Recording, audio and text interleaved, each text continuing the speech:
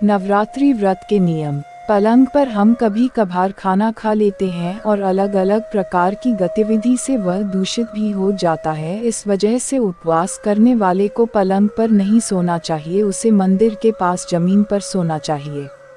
अगर आप जमीन पर नहीं सो सकते तो पलंग पर से गद्दा हटाकर लकड़ी के तख्ते सोए। 9 दिनों तक व्रत करने के दौरान भोजन नहीं करना चाहिए। आप केवल व्रत में खाए जाने वाली चीज़ों को खा सकते हैं। व्रत रखने के दौरान ब्रह्मचर्य का पालन करना चाहिए और काम, क्रोध, लोभ और इस तरह के विचारों पर संयम रखते हुए उनसे दूर रहना चाहिए। व्रत रखने वाले व्यक्ति को माँ दुर्गा की पूजा करने के बाद अपने इष्ट देव की पूजा करनी चाहिए और अपने इंद्रियों पर काबू रखना चाहिए। नवरात्रि व्रत विधि। अगर आप नवरात्रि व्रत रख रहे हैं तो आपको बताए गए विधि का निर्देश अनुसार पालन करना चाहिए। सबसे पहले आपको अपने घर के मंदिर में माँ दुर्गा की मूर्ति या फोटो के साथ कलश की स्थापना करनी चाहिए। नवरात्रि के शुरुआत से ही आप घर में किसी भी प्रकार के शुभ कार्य की शुरुआत कर सकते हैं। अपने घर के दरवाजे पर या मंदिर के दरवाजे पर आम पत्र और अशोक पत्र का तारण लगाना चाहिए। अगर आप माता की मूर्ति की पूजा कर रहे हैं तो उसे एक लकड़ी के चौकी पर स्थापित करें जिस पर लाल रंग का कपड़ा बिछा दें। माता की मूर्ति को हमेशा अपने घर के ईशान कोण की दिशा की ओर रखना चाहिए। बहुत सारे जगहों पर ईशान कोण स्थान पर ही माता की पूजा होती है।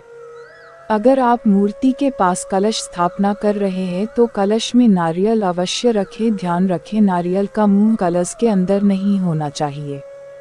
नवरात्रि व्रत में क्या खाना चाहिए और क्या नहीं खाना चाहिए।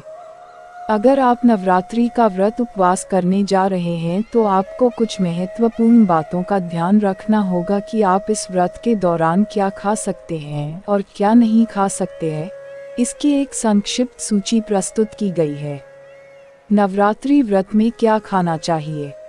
नवरात्रि व्रत में रोजाना जिस आटा का इस्तेमाल करते हैं उसके स्थान पर चावल का आटा, अरारोट का आटा या सिंघाड़ा आटा खाया जा सकता है। नवरात्रि व्रत के दिनों में अपने आप को ऊर्जावान रखने के लिए ड्राई फ्रूट खाया जा सकता है। नवरात्रि के व्रत में आप किसी भी प्रकार के फल का सेवन कर सकते हैं। नवरात्रि के व्रत में आप कच्ची सब्जियों को भी खा सकते हैं जिसमें गाजर, टमाटर आता है। व्रत के दौरान आप दूध, दही, मक्खन जैसी चीज़ों का इस्तेमाल कर सकते हैं। नवरात्रि के व्रत में क्या नहीं खाना चाहिए। नवरात्रि के व्रत के दौरान आप गेहूं का आटा नहीं खा सकते हैं। नवरात्रि के व्रत के दौरान आप लहसुन, प्याज या किसी भी प्रकार के मसाले का सेवन नहीं कर सकते हैं। नवरात्रि के व्रत के दौरान आप सादर नमक नहीं खा सकते हैं, उसके जगह पर आप सेंधा नमक का प्रयोग कर सकते हैं।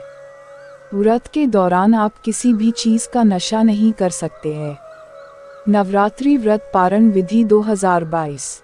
नवरात्रि व्रत का पारण नवमी की आखिरी आरती के बाद कर सकते हैं। इसके अलावा ज़्यादातर लोग दशमी की शुरुआत के दिन पारण करते हैं। अगर आप नवमी के दिन में या दशमी के दिन पारण करना चाहते हैं तो सबसे पहले आपको माँ दुर्गा की सुपारी और अक्षत, सिंदूर के साथ पूजा करनी है। उसके बाद प्रसाद खाकर अपना व्रत तोड़ सकते हैं और कुछ भी खाना शुरू कर सकते हैं। नवरात्रि उपवास 2022।